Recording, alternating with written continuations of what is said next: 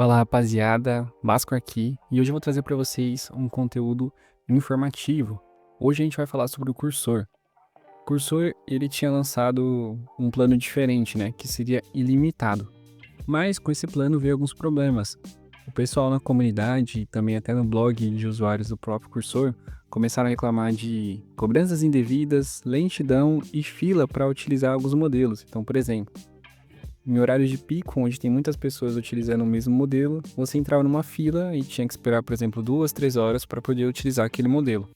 Então, com isso, teve muita reclamação e o Cursor veio aqui para esclarecer, né? O que eles postaram aqui no X? Atualizamos nossos preços recentemente, mas erramos o alvo. Estamos reembolsando os clientes afetados e esclarecendo como nossos preços funcionam. E aí eles fizeram uma postagem aqui no blog deles, né? Creio que esse aqui seja o CEO deles. E ele colocou aqui algum esclarecimento sobre os preços e o que eu queria passar para vocês, né? Aqui ele colocou: não deixamos claro que o uso ilimitado se aplica apenas ao modelo alto e não a todos os outros modelos. O que é o modelo alto? Quando vocês entram aqui no Cursor, na parte do chat, vocês têm os modelos para você selecionar, né? Qual que você quer utilizar. Se você colocar alto aqui, ele não aparece mais nenhum modelo, porque ele que vai escolher qual que você vai utilizar. E pelo que eu entendi aqui da leitura, ele tem essa questão que o modelo tem que utilizar os $20 que ele tem incluso ali por mês. Então, como que seria a questão desses $20? Seria uma cerca de 225 solicitações do Sonnet 4, mais 550 solicitações do Gemini, ou 650 solicitações do GPT 4.1. Não é que seja os três juntos, é o Sonnet 4 com mais algum desses dois. Um dos dois no caso. Então, assim, se for 225 solicitações mais 550 do Gemini, dá 775. E se fosse o GPT 4.1 com Sonnet, daria 875. Por que eles não deixam isso claro já na parte do preço, já que eles alteraram agora? Porque se você vir aqui na parte de planos, eles mudaram, eles tiraram o limitado e colocaram o limite estendido. Mas qual que era o limite e qual que é o limite estendido agora? Por que eles já não colocam aqui claramente para as pessoas verem? E aí, se você for em mais informações, você abre aqui a parte da explicação dos preços. E só para vocês terem uma noção do que eles dizem aqui, existem 3 planos individuais. Então o Pro, que é $20 por mês, é para usuários que utilizam principalmente o Tab como uso ocasional de agentes. Então não é para quem utiliza frequentemente a parte do agente, que fica utilizando os modelos. E aí o que eles completam aqui?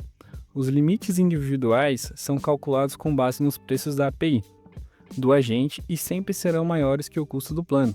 Por exemplo, o plano Pro inclui mais de $20 de inferência de modelo de agente a preços de API por mês. Se você ultrapassar seu limite, solicitaremos gentilmente que você faça um upgrade, ative os preços da API ou mude para o plano automático.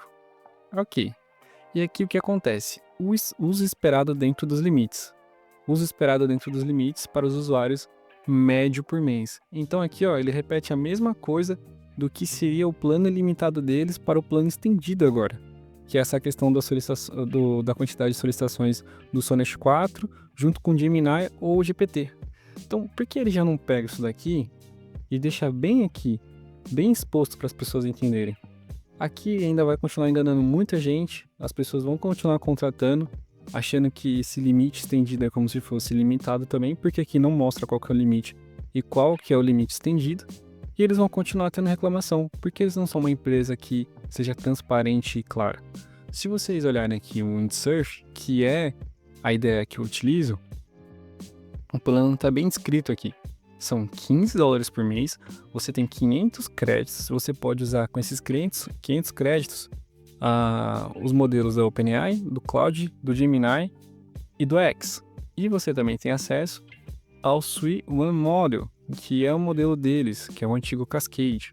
Esse Sui One Model, ele tem benchmarks que ele bate 3.5 e ele se pareia com o 3.7 da Cloud, né, em alguns pontos. Então, assim, é um modelo gratuito que é muito bom. Então, isso aqui dá para vocês usarem bastante com os 500 créditos.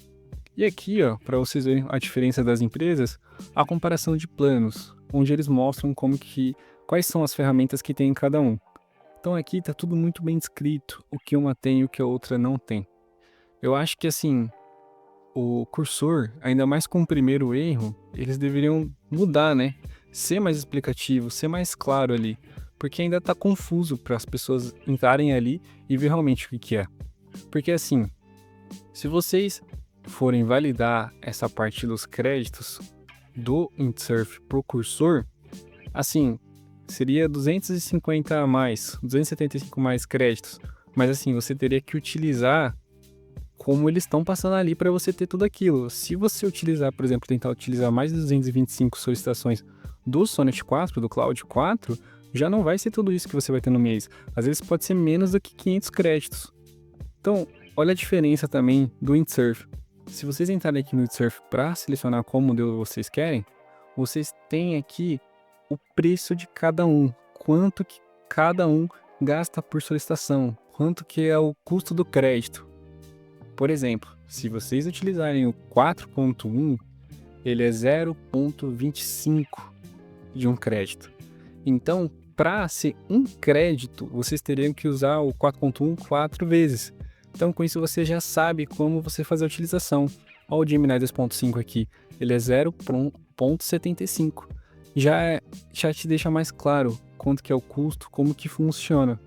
Então, isso que eu vejo que tem muito de diferença no Windsurf para o cursor. Foi por isso que eu, depois de utilizar 4 meses o cursor, migrei para o Windsurf, porque até as ferramentas que eles lançam aqui é mais voltadas para o Vibe Code.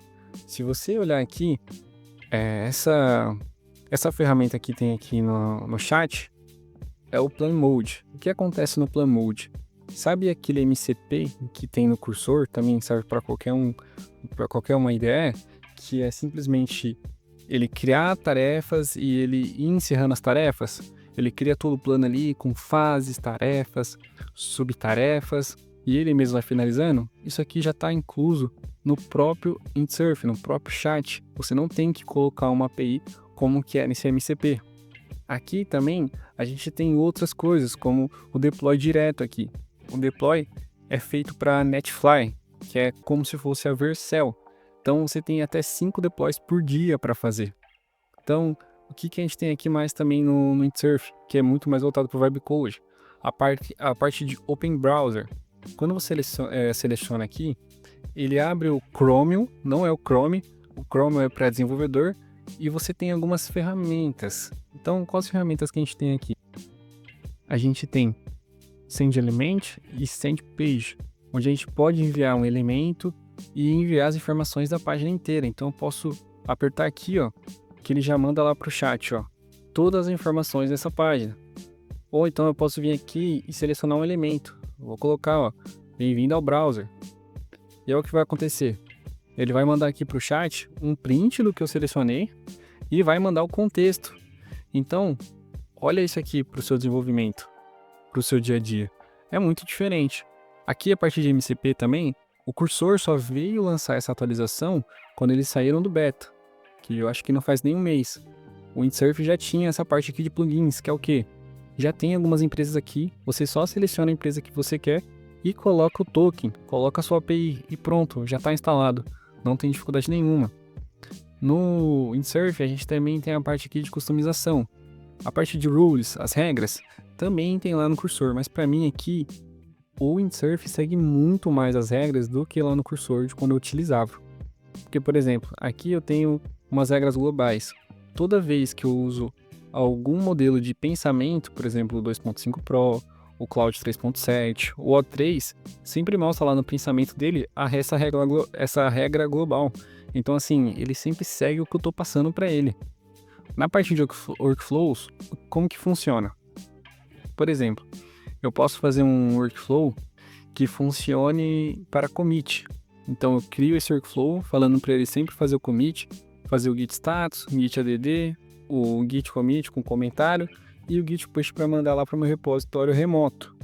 E aí, como que eu ativo isso? Eu coloco barra e o nome que eu coloquei nesse workflow, que eu posso colocar barra commit. Então já é uma facilidade, a gente pode fazer isso também com um workflow para segurança, para ele mandar um relatório de segurança como é que tá. Então, tem esses diferenciais. A partir de memória, você está fazendo uma edição ali no seu projeto. Aí você está mexendo numa seção, mudando a estilização, os cards, os componentes, e você quer que siga o mesmo modelo na próxima sessão. Você cria uma memória quando você terminar a sessão que você queria, com a estilização e tudo mais. E quando você for fazer o próximo, você pede para ele ver a memória, também validar como está aquela página. Isso faz os modelos alucinarem menos. Então, esses são os diferenciais que tem no Windsurf. Não vou citar todos aqui porque tem muita coisa que a gente tem de diferença entre essas ideias, assim também como tem no próprio VS Code, como tem também no próprio Try. Então, assim, é você escolher qual ferramenta vai se adequar a melhor a você. Mas, pessoal, era isso que eu queria mostrar para vocês. Isso aqui foi um vídeo informativo e eu vou ficando por aqui. Espero que vocês tenham gostado do vídeo. Curte, comenta o que vocês acharam, se vocês já usam o Windsurf ou o Try ou qualquer uma dessas outras ideias. E compartilha esse vídeo, compartilha com os amigos, nas comunidades. E é isso, eu vou ficando por aqui. Falou!